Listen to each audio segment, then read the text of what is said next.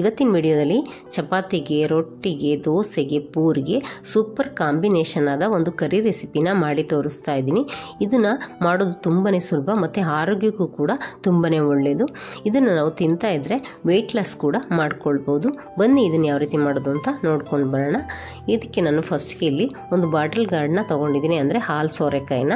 ಆದಷ್ಟು ನಾವಿಲ್ಲಿ ತುಂಬ ಎಳೆದಾಗಿರ್ತಕ್ಕಂತಹ ಹಾಲು ಸೋರೆಕಾಯಿನ ತಗೋಬೇಕು. ಈ ರೀತಿ ಚಿಗುಟಿದ್ರೆ ಅದು ನೀಟಾಗಿ ಒಳಗಡೆ ಉಗುರು ಹೋಗಬೇಕು, ತೂರಬೇಕು. ಆಗಾದಾಗ ಅದು ತುಂಬ ಎಳೆದಾಗಿದೆ ಅಂತ ಅರ್ಥ. ಈಗ ಇದನ್ನು ಅರ್ಧದಷ್ಟು ತೊಗೊಂಡಿದ್ದೀನಿ. ನಾನಿಲ್ಲಿ ಈ ರೀತಿ ಅದನ್ನು ಕಟ್ ಮಾಡ್ಕೊಳ್ತಾ ಇದ್ದೀನಿ. ಈ ರೀತಿ ನಾವು ದಪ್ಪದಾಗಿಯೇ ಅದನ್ನು ಕಟ್ ಮಾಡ್ಕೊಳ್ಬೇಕು. ಏನಾದರೂ ನೀವು ಸ್ವಲ್ಪ ಬಲ್ತಿರೋದನ್ನ ತೊಗೊಂಡ್ರೆ ಮೇಲಿನ ಸಿಪ್ಪೆನ ತೆಗಿಬೇಕಾಗತ್ತೆ. ನಾನು ಎಳೆದು ತೊಗೊಂಡಿರೋದ್ರಿಂದ ಮೇಲೆ ಸಿಪ್ಪೆನ ತೆಗಿತಾ ಇಲ್ಲ. ಈಗ ಇದನ್ನು ನಾನು ಈ ರೀತಿ ದಪ್ಪದಾಗಿ ಕಟ್ ಮಾಡಿಕೊಂಡು ಒಂದು ಪಾತ್ರೆಗೆ ಹಾಕಿ ಅದನ್ನು ಚೆನ್ನಾಗಿ ತೊಳೆದು ನೀರನ್ನೆಲ್ಲ ಬಸ್ತು ಸೈಡಿಗೆ ಎತ್ತಿಟ್ಕೊಳ್ತೀನಿ. ಈಗ ಇದನ್ನು ಮಾಡಲಿಕ್ಕೆ ನಾವು ಒಂದು ಮಸಾಲೆನ ಪ್ರಿಪೇರ್ ಮಾಡ್ಕೊಳ್ಬೇಕು. ಅದಕ್ಕೆ ಒಂದು ಮಿಕ್ಸಿ ಜಾರ್ ಇಟ್ಕೊಂಡು ಅದಕ್ಕೆ 1 ಕಪ್ಪಿನಷ್ಟು ತೆಂಗಿನಕಾಯಿ ತುರಿನ ಹಾಕ್ಕೊಂಡಿದ್ದೀನಿ. ನಂತರ 2 ಸ್ಪೂನಿನಷ್ಟು ಮಸಾಲೆ ಪೌಡರ್ನ ಹಾಕ್ಕೊಳ್ತಾ ಇದ್ದೀನಿ. ಈ ಮಸಾಲೆ ಪೌಡರ್ ರೆಸಿಪಿನ ಬೇಕು ಅಂದರೆ ನಾನು ನೆಕ್ಸ್ಟ್ ವಿಡಿಯೋದಲ್ಲಿ ಅಪ್ಲೋಡ್ ಮಾಡ್ತೀನಿ, ಟೈಮ್ ಇದ್ದರೆ ಹೋಗಿ ಚೆಕ್ ಮಾಡ್ಕೊಳ್ಳಿ. ಈಗ ಇದನ್ನು ನೀರು ಹಾಕಿ ಗ್ರೈಂಡ್ ಮಾಡಿ ನಾನು ಸೈಡಿಗೆ ಎತ್ತಿಟ್ಕೊಳ್ತೀನಿ. ಇಲ್ಲಿ ಒಂದು ಕುಕ್ಕರ್ ಇಟ್ಕೊಂಡು ನಾನು 1 ಗಂಟೆ ಮುಂಚೆನೇ ನೆನೆಸಿರ್ತಕ್ಕಂತಹ 1 ಕಪ್ಪಷ್ಟು ತೊಗರಿಬೇಳೆನ ಇಲ್ಲಿ ಹಾಕ್ಕೊಳ್ತಾ ಇದ್ದೀನಿ. ಒಂದು ಕುಕ್ಕರ್ಗೆ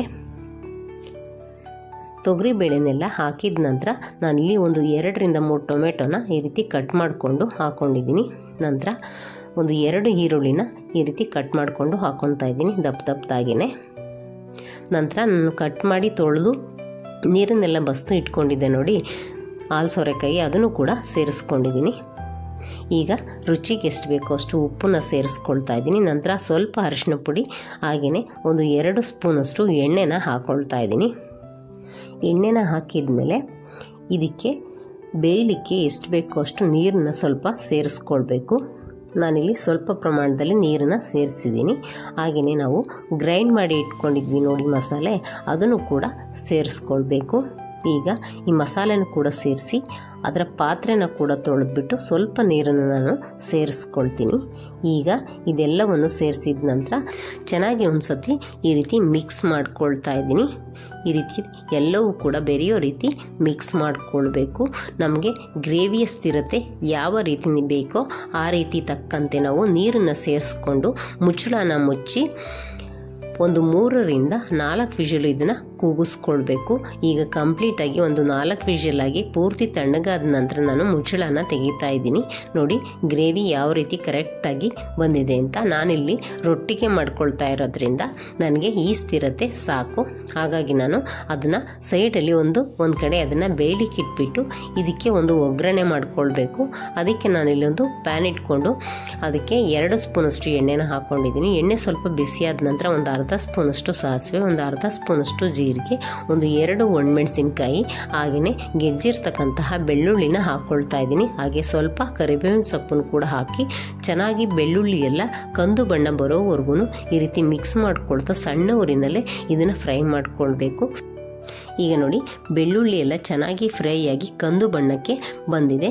ಈಗ ನಾನು ಸೈಡಲ್ಲಿ ಬೇಯಲಿಕ್ಕೆ ಇಟ್ಟಿದ್ದೆ ನೋಡಿ ಕರಿ, ಅದರೊಳಗಡೆ ಈ ಒಗ್ಗರಣೆನ ಹಾಕ್ಕೊಳ್ತಾ ಇದ್ದೀನಿ.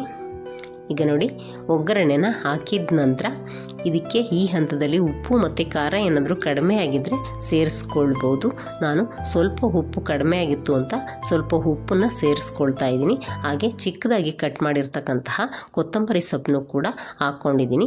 ಈಗ ಇದನ್ನೆಲ್ಲವನ್ನು ಕೂಡ ಹಾಕಿದ ನಂತರ ಒಂದು ಸತಿ ಈ ರೀತಿ ಮಿಕ್ಸ್ ಮಾಡಿಕೊಂಡು ಒಂದು ಕುದಿನ ಕುದಿಸ್ಕೊಂಡ್ರೆ ಸಖತ್ ಟೇಸ್ಟಿಯಾದ ಚಪಾತಿಗೆ, ರೊಟ್ಟಿಗೆ, ದೋಸೆಗೆ, ಪೂರಿಗೆ ಸೂಪರ್ ಕಾಂಬಿನೇಷನ್ ಆದ ಬಾಟಲ್ ಗಾರ್ಡ್ ಕರಿ ರೆಡಿಯಾಗತ್ತೆ. ಇದುವರೆಗೂ ವಿಡಿಯೋ ನೋಡಿದರೆ ರೆಸಿಪಿ ಇಷ್ಟ ಆದರೆ ಒಂದು ಲೈಕ್ ಕೊಡೋದನ್ನು ಮರಿಬೇಡಿ. ಹಾಗೆ ಸಬ್ಸ್ಕ್ರೈಬ್ ಕೂಡ ಮಾಡ್ಕೊಳ್ಳಿ. ಬೆಲ್ ಐಕಾನ್ನ ಒತ್ತಿ ಆಲ್ ಆಪ್ಷನ್ನ ಸೆಲೆಕ್ಟ್ ಮಾಡ್ಕೊಳ್ಳಿ. ಆಗ ನಾವು ಆಗ್ತಕ್ಕಂಥ ಎಲ್ಲ ರೆಸಿಪಿಗಳನ್ನ ನೀವೇ ಮೊದಲು ನೋಡ್ಬೋದು. ಇದೇ ರೀತಿ ಇನ್ನೊಂದು ರುಚಿಕರವಾದ ರೆಸಿಪಿಯೊಂದಿಗೆ ನಾನು ನಿಮ್ಮನ್ನು ಮುಂದಿನ ವಿಡಿಯೋದಲ್ಲಿ ಭೇಟಿಯಾಗ್ತೀನಿ. ಅಲ್ಲಿವರೆಗೂ thank you for watching. Bye friends.